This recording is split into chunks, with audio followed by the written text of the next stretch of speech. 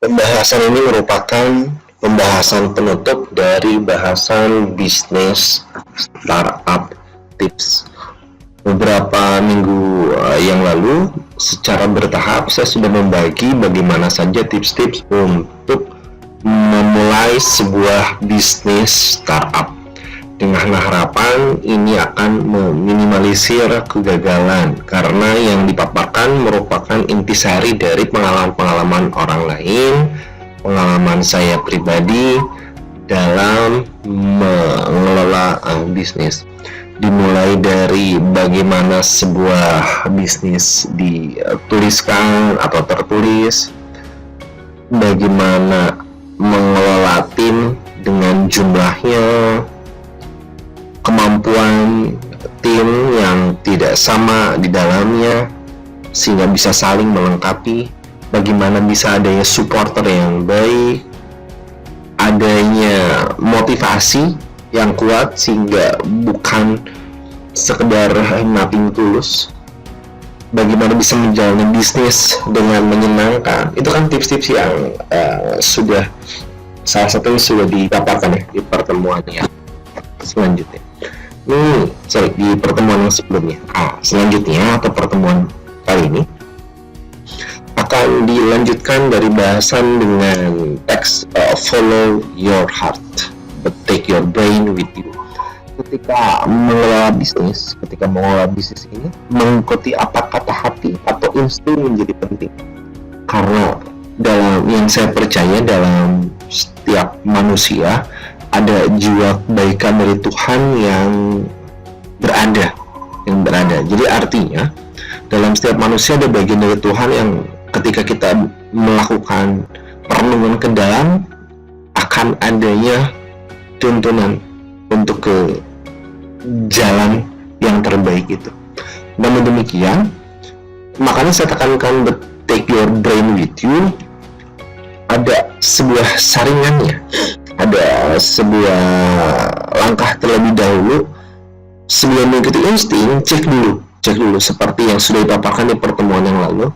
Cek diri dulu, cek bisnis dulu, cek partner dulu. Maksudnya saya ingatkan sekilas ya, ketika kita melakukan cek diri, kapasitas kita ada di mana, bisnis yang kita senangi apa, yang kita pahami apa, terus bagaimana tentang tanda kutip ketersediaan partner bisnisnya.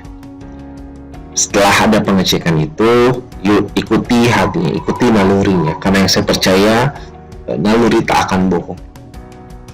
Follow your heart but take your brain with you. Lalu ada tips selanjutnya adalah no mercy atau nggak ada ampun. Nggak ada ampun untuk siapa? Sebagai atau dalam konteks bisnis ini, tidak ampun ketika ada partner yang tidak komit. Bisa jadi ada pertimbangan, mungkin orang ini hilaf, orang ini lalai.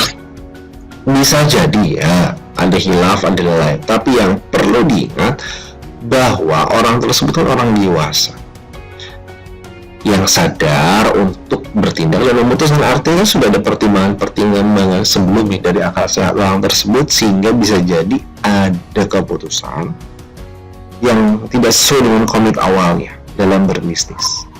Maka lebih baik ketika ada partner-partner yang demikian, eliminasi atau bahkan kurangi kualitas hubungan kerjasamanya, tidak menjadi sama, karena ini sudah merupakan gejala hubungan bisnis yang kurang sehat. Next adalah don't put yourself in other shoes. Kalau kita terjemahkan kan, hindarkan kita menggunakan ukuran sepatu orang lain kan gitu. Artinya maksud di sini dalam melakukan bisnis ya tidak perlu harus persis sama dengan kesuksesan orang lain, ataupun tergiur dengan kesuksesan bisnis orang lain. Maka yang perlu dipahami di sini adalah poin penting kembali untuk memahami profil diri sehingga karakter diri yang menjadi jelas.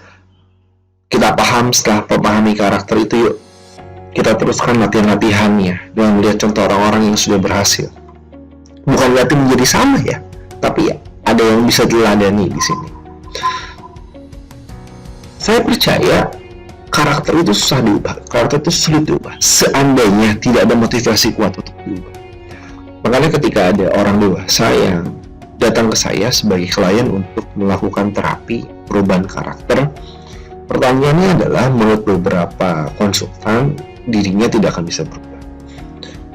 Lalu ketika bertanya ke saya, jawabannya ya sebagaimana Anda ingin berubah.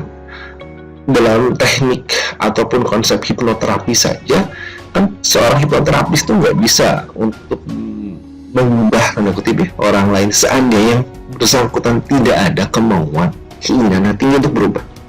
Makanya dicatatkan di sini dengan motivasi kuat, karakter bisa saja kok diubah dengan catatan motivasinya kuat. Yang selanjutnya adalah pembahasan mengenai selling. Maksudnya seperti apa mengenai selling di sini?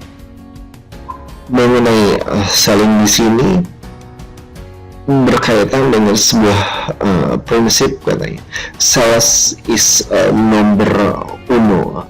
Sales itu nomor utama. Maksudnya ini saya perjelas di sini.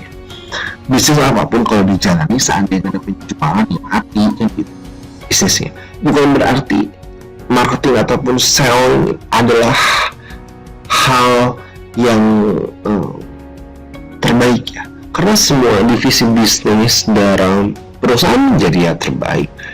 Butuh ada orang-orang yang mengelola SDM, butuh ada yang meminimalisir resiko, manajemen resiko, butuh ada manajemen keuangan. Yang pada poinnya semua bagian menjadi penting untuk menjadi satu kesatuan yang saling melengkapi untuk menjalani konsep bisnis. Itu kan konsep selling. Dream big, start small, but most of all start. Bermimpi besar, oke.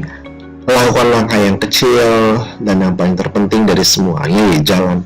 Ketika mimpinya terlalu besar tapi tidak ada langkah untuk berjalan ya jadinya kan usaha ataupun bisnisnya jadi stagnan, diam saja. Saat ini gimana untuk memulai bisnis ini? Pertama, strategi yang pertamanya adalah ketika mengawali konsep bisnis, ada biaya persiapan perusahaan pasti pada tahap awalnya.